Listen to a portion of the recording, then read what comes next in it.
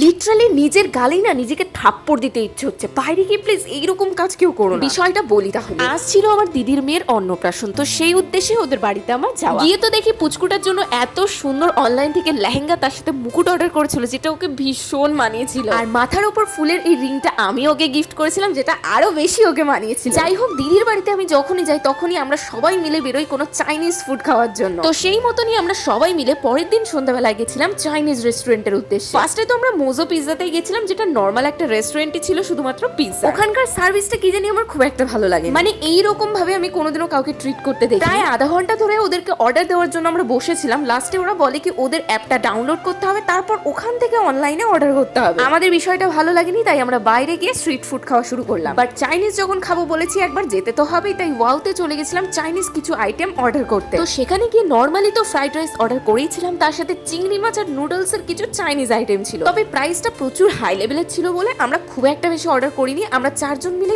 অল্প অল্প অর্ডার করেছিলাম। দেখো, দেখে মনে হচ্ছে না ভীষণ টেস্টফুল হয়েছে, বাট বলি তোমাদেরকে এতটা ওর্স ছিল খাবার, মানে পুরো 1500 টাকা পুরো জল। এইরকম এক্সপিরিয়েন্স ঠাকুর আর যেন না হয়।